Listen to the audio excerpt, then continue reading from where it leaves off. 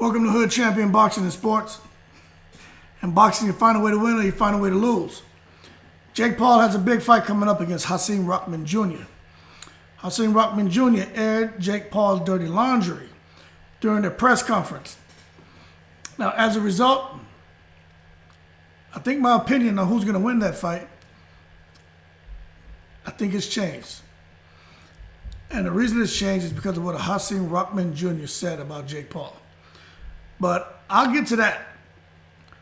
But first, I want to, while I was listening to Jake Paul, right? You know, he's always talking about how he's almost seems delusional about he fought these champions and how he defeated these champions, right?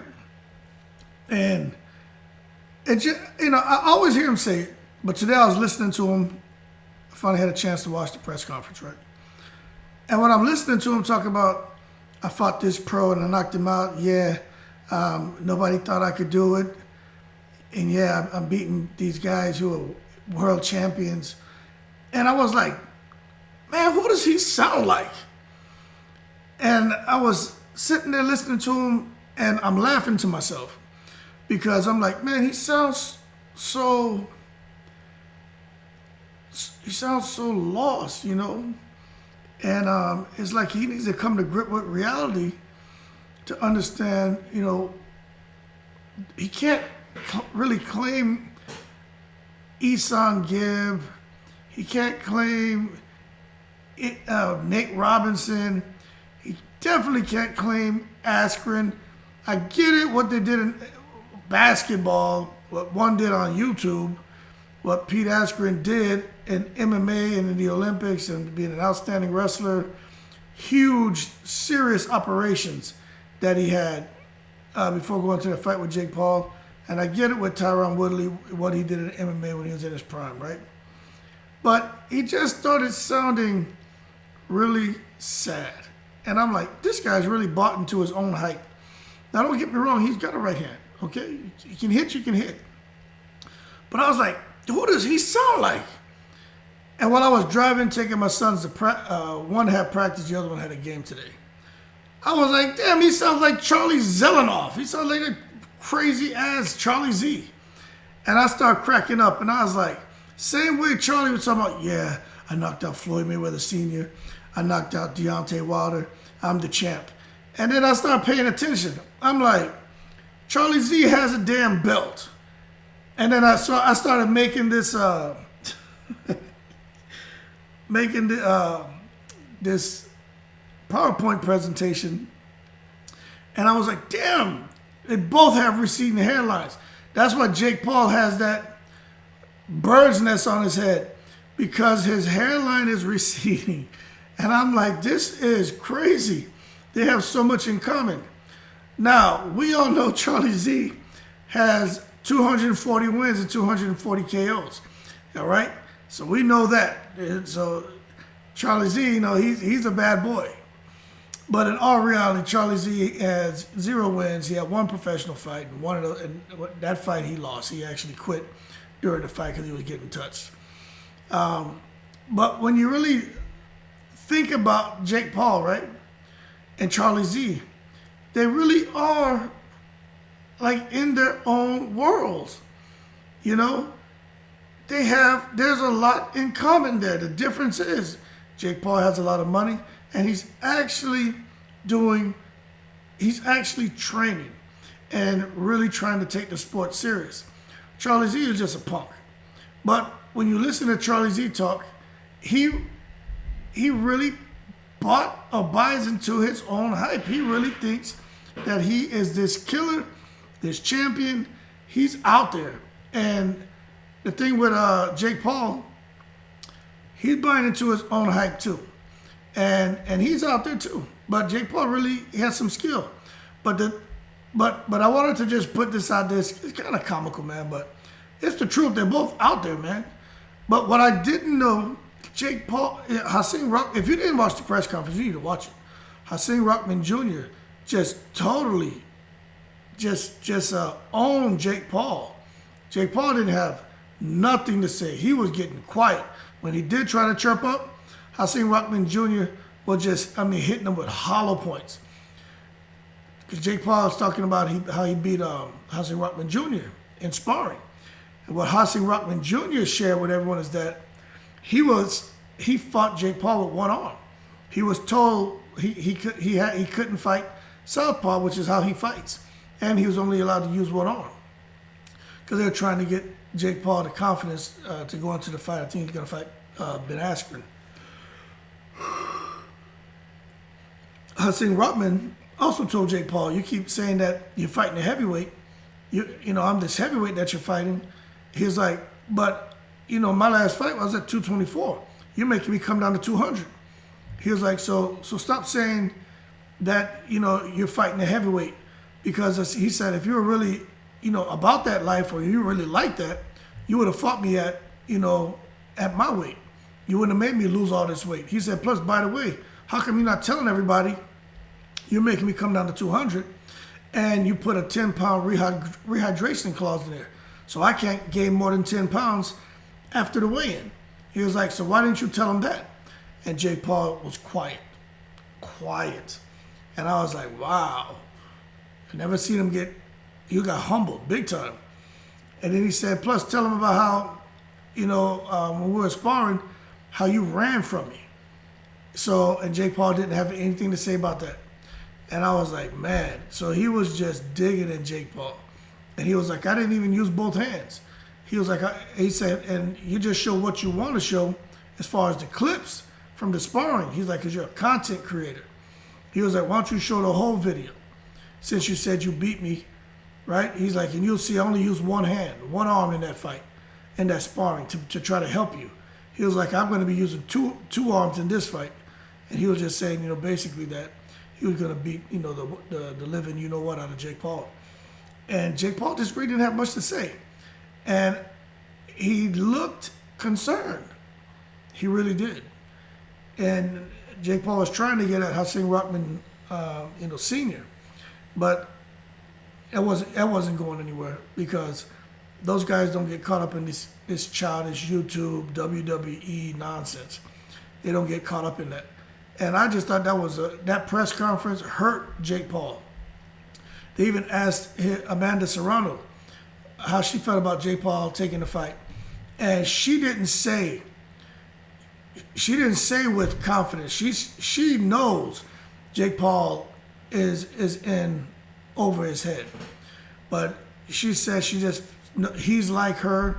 He trains hard, and he's got the big right hand, and she feels that with the way he's been training, he should be able to go in here and get the job done. But she didn't say that with any confidence at all. It was actually, to me, quite embarrassing, to be frank. But I'm telling y'all, man, Jake Paul, I think he made a mistake. Now, it does suck that Hasim Rahman has to drop weight. He said he can do it. He hasn't had to do it since he was a pro, but when he was an amateur, that's what he fought at. So he said he's disciplined, and he's going to be more than ready on the fight night. Won't be any excuse. Let me tell you, I am really excited about this fight. It's not that I want to see Jake Paul get hurt, get knocked out, okay? I'm not like that. But I don't like lying. I don't like people misleading the public. It's just like what McGregor did with Paulie Malignaggi in the sparring. He just leaked that little clip of where he tagged Paulie. He didn't show the whole sparring. Show it all. Let's see what's going on inside there. And I think Jake Paul took a note out of Conor McGregor's notebook. But, aside from that, him and this guy Charlie Z are a lot alike with their crap, man. Charlie Z has a big right hand too. As much as Charlie Z is a clown, he can crack with that right hand. Although he's in there chumping people, and guys have no idea what the hell was coming at him, beyond the act of a coward. But Charlie Z has a little bit of a little pop in that right hand. It's just funny as hell when you listen to Jake Paul talk with that belt that means nothing on the table, and how the things he's accomplished against these champions. That's exactly how Charlie Zelonoff was talking. But we're going to see what Jake Paul's all about because he's really in there with someone who's going to give him the business, man. And it's coming. And it's coming fast. I can't wait. But I'll leave you guys with that. These guys are hilarious, man. But Hasim Rahman Jr., he's not playing around. I think Jake Paul... And the thing is this. Jake Paul's corner was asking Hasim Rahman Jr. not to do certain things during sparring. So Jake Paul should have never brought that sparring up because no one would have ever been made aware of any of that. So his corner is actually asking Hasim Rahman Jr. not to do anything to discourage him, just kind of work with him and help to get his confidence up. That is crazy. It's understandable, but it's crazy that they were saying that, and now Hasim Rahman Jr. would have never said anything. But since Jake Paul wants to come out there and make it seem like, do what he does as a YouTuber, entertainer, Hasim Rahman Jr. came out and aired their dirty laundry. And that has, I'm telling you, it took some wind out of Jake's sail because you saw his face get small. Like, all the big talk, all the antics, all the loud mouth over talking his opponent, that stopped. And I was like, wow. So I think Jake right now is telling himself, F it. I got to go balls to the wall because if I'm going to lose, you got to knock me out because I think he's in over his head. I think he has smart people around him, BJ Flores.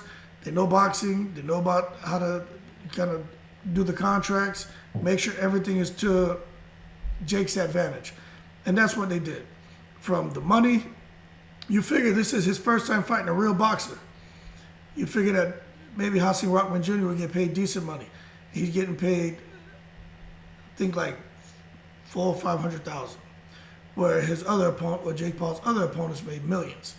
Okay, so it is what it is. Excuse me.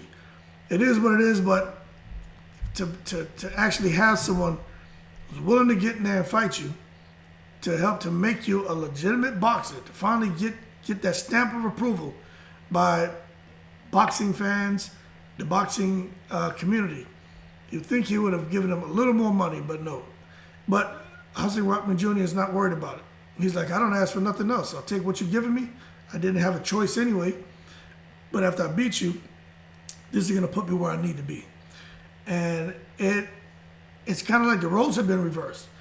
Jake Paul used Nate Robinson, he used Ben Askren, he used Tyron Woodley to put him where he wanted to be.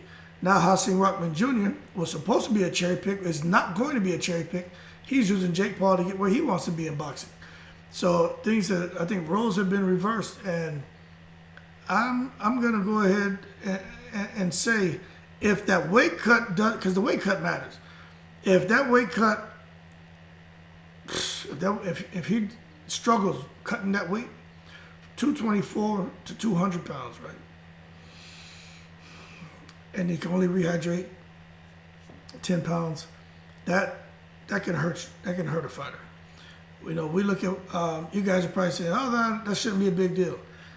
When Canelo beat Julio Cesar Chavez Jr., I don't care what you say. If Canelo would have fought that bull at 175 pounds, Julio Cesar Chavez Jr. would have beat Canelo.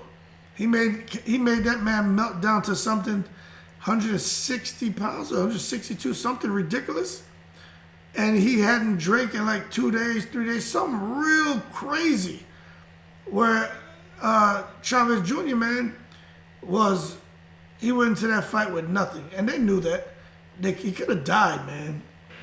But it is what it is. When you're the A side, everybody learned from Floyd Mayweather. And I can't fault them. They're doing what they need to do to get the advantage and give themselves a better chance of winning.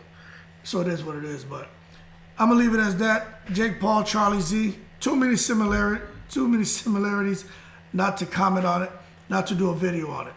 But the reality is, unlike Charlie Z, Jake Paul has real money. Unlike Charlie Z, Jake Paul has real skill. And unlike Charlie Z, Jake Paul is in for a real boxing match on 6 August when he faces Hasim Rahman Jr. And like what I've seen happening with Charlie Z in some of these videos, of getting his ass kicked badly. I think Jake Paul could have some problems going into this fight if the weight cut doesn't adversely affect Hasim Rahman Jr.'s performance. But we have to wait to see. That being said, like and subscribe if you enjoyed the video. Shout out to everybody, not just veterans, everyone, man. Appreciate the support from guys here, stateside, Europe, on all the continents, man. I appreciate the support. It means a lot to me. You guys keep safe, and as always, I'm in the breeze.